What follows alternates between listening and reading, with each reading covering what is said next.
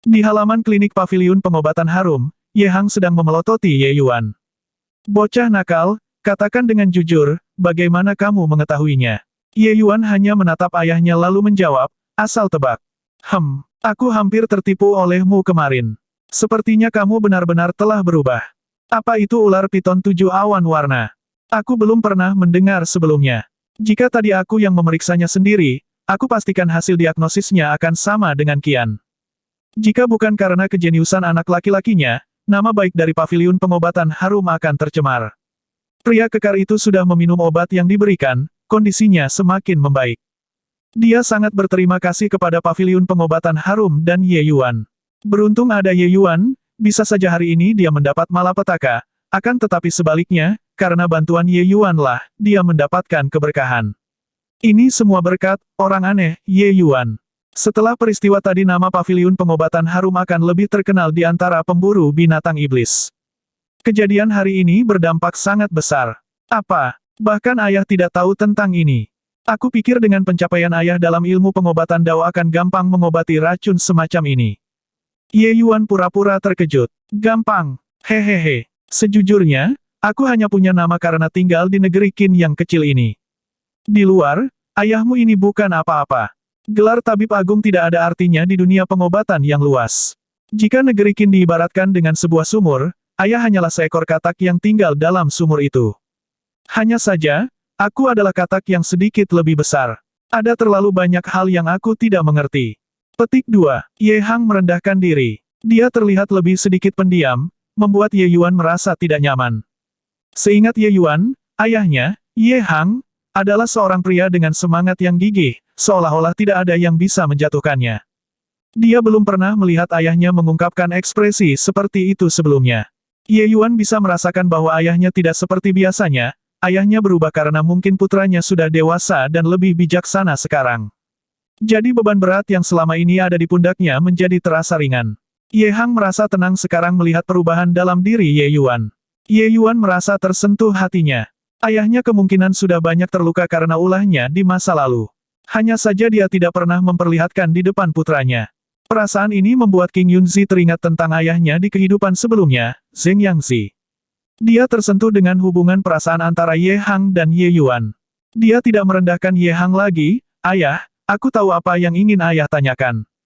Sebenarnya, aku juga tidak tahu apa yang terjadi. Ketika aku terkena racun dan hampir mati, ada orang pintar yang mendatangiku dalam mimpi. Dia memberikan ilmu pengobatan dan bela dirinya padaku. Awalnya, aku pikir itu hanya mimpi, tapi setelah bangun, aku menemukan bahwa aku ingat dengan jelas apa terjadi dalam mimpi. Selain itu, aku benar-benar bisa mempraktekkannya dalam kenyataan. Jika bukan karena orang pintar itu, dan dengan bantuan ayah, aku mungkin sudah mati. Ye Yuan tidak mungkin memberitahu Ye Hang bahwa dalam tubuh putranya sekarang ada jiwa lain. Jadi dia tidak punya pilihan selain berbohong. Mendengar kata-kata Ye Yuan, Ye Hang sangat senang sekali. Seorang yang pintar telah memilih putranya dan menurunkan banyak teknik hebat dalam mimpinya. Ini benar-benar tidak pernah terbayang olehnya. Dengan guru sehebat itu, perasaan Ye Hang saat ini tidak dapat diungkapkan lagi, betapa dia sangat bahagia, semua pikiran dan apa yang menekannya seakan menghilang, hatinya kini menjadi tenang. Orang pintar itu, apakah dia mengatakan siapa dirinya? Dia menyelamatkan nyawa putraku. Sebagai seorang ayah, setidaknya aku harus berterima kasih kepadanya. Ye Yuan menggelengkan kepala, orang pintar itu tidak mengungkapkan siapa dirinya. Dia juga tidak memberitahu mengapa dia menyelamatkanku. Dia hanya berpesan padaku untuk memahami keterampilan yang dia berikan kepadaku. Ketika saatnya tiba, dia akan menemui aku lagi. Oh begitu. Lain kali jika kamu bertemu dengannya lagi, kamu pasti harus mengucapkan terima kasih atas nama ayah, kata Ye Hang dengan menyesal. Ye Yuan tersenyum, tentu saja, ayah. Aku masih memiliki urusan untuk diselesaikan. Aku akan pergi duluan. Pamit Ye Yuan kepada ayahnya. Ye Hang hanya tersenyum, manggut-manggut melihat kepergian putranya. Ye Yuan sudah tiba di paviliun pengobatan harum, dia mendekati salah seorang penjaga klinik, jika nanti ada seseorang mencariku, minta dia datang ke rumah, di sebelah timur kota. Ini adalah sebuah resep. Bantu aku untuk menyiapkan bahan-bahannya. Liuan merasa cukup senang meski tak bisa dipungkiri dia agak tidak bersemangat. Dia senang karena Ye Yuan ternyata bertindak bodoh dengan memberikan pil pelindung hati bermutu tinggi kepada dirinya. Pil pelindung hati bekerja sangat baik. Bukan hanya luka-lukanya yang sembuh, akan tetapi ada tanda samar, ada sesuatu yang terjadi dalam dirinya. Panas. Lelucon macam apa ini? Dia adalah seorang seniman bela diri tingkat 8 energi Ki murni. Bagaimana mungkin dia bisa mimisan karena tubuhnya panas? Entah bagaimana, dia tiba-tiba teringat wajah tulus Ye Yuan yang tersenyum. Seketika, dia merinding tak terkendali. Yuan segera menggelengkan kepala menolak pikiran buruknya. Dirinya bukan seorang pendatang baru. Meskipun dia tidak pada tingkat yang sama seperti Qian Miao, dia masih mampu mengidentifikasi antara obat palsu dan asli. Pil yang diberikan Ye Yuan benar-benar pil pelindung hati yang berkualitas tinggi.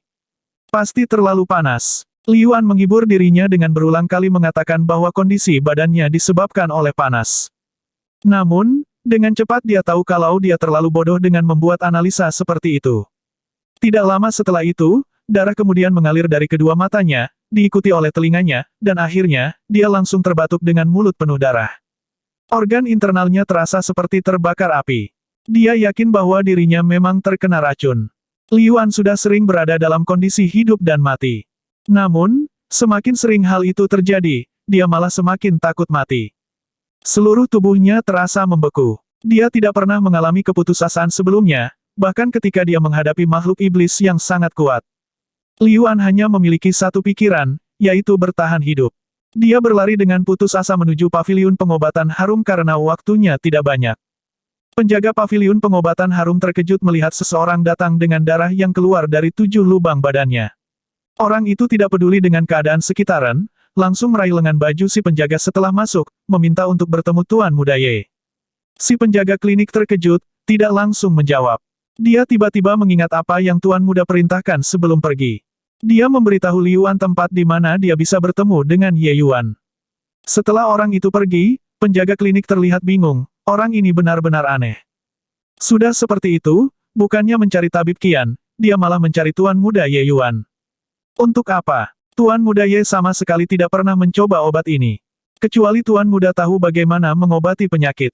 Semua orang, termasuk awalnya Yuan, berpikir bahwa pria kekar tampan yang diselamatkan hari ini tidak mungkin ada hubungannya dengan Ye Yuan.